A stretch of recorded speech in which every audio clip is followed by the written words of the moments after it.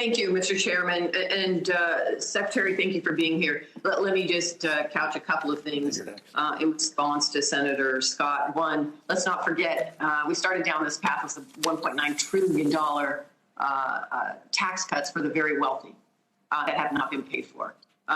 My colleagues seem to forget that's kind of where we started here. The rest are bipartisan, and the bipartisan infrastructure package, not only is it paid for, it's a benefit to the state of Nevada, and it's long-term investments over the years. So that's one. Two, I want to associate myself with Senator Menendez's comments, both about abortion restriction and its economic impact on women. It is true, there's studies that show that. I would ask Senator Scott this question. You can't know everyone's circumstances. I appreciate his circumstances, and he is very proud of it. I think that's fantastic. But why impose your experience and your circumstances on others until you walk in their shoes? That's all we're asking. And then let me start with, Secretary, the cryptocurrency, because I do believe, and I want to be a part of this discussion, we do need a regulatory framework for stablecoins. Last week, Fabio Panetta, one of the European Central Bank's 6 executive board members, noted that the cryptocurrency market is now larger than the subprime mortgage market, which triggered the global financial crisis. Nobody knows that better than us in the state of Nevada. And he says this, $1.3 trillion market shows strikingly similar dynamics. There are about 10,000 crypto assets now. So my question, Madam Secretary, is one financial risk posed by cryptocurrencies is the concentration of ownership.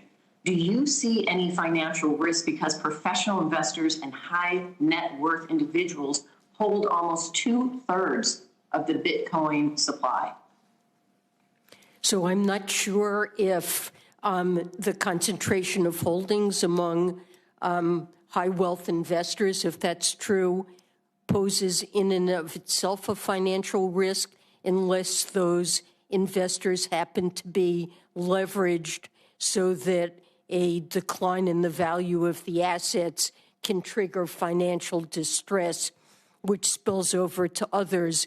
But certainly I think there are many risks associated with cryptocurrencies, and the president has asked the Treasury and FSOC to look at those risks. We will issue a comprehensive report shortly. The president's working group has already described the risks we see in connection with one form of crypto assets, which is stable coins. And there we see run risks, which could threaten financial stability, risks associated with the payment system and its integrity, and risks associated with increased concentration if stable coins are issued by firms that already have substantial market power.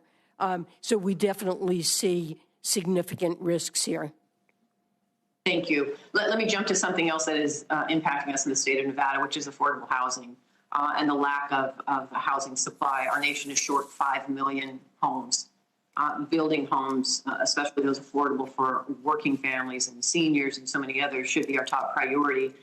Can you address the financial stability risks to our economy posed by the increase in non-bank mortgage companies providing residential home financing?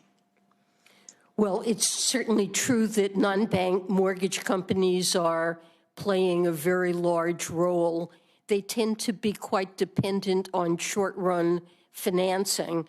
And if there's volatility in the markets and a loss of that access, I do see some risks relating to the role of non-banks in the mortgage market. Thank you. And then finally, I know, and you talked about this, the administration has taken a leading role in assessing climate-related risk to financial stability through some scenario analysis and disclosures. Can you talk a little bit about what have the financial regulatory agencies learned from those scenario analysis and disclosure requirements? Is that what you're referring to in some of the reporting that's been done?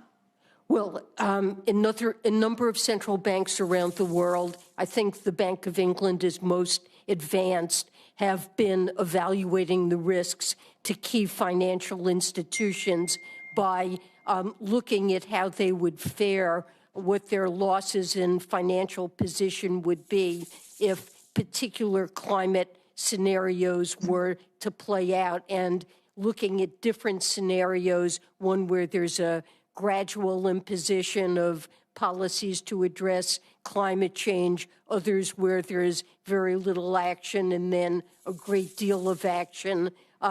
They design these scenarios and then use them to assess risk to financial institutions.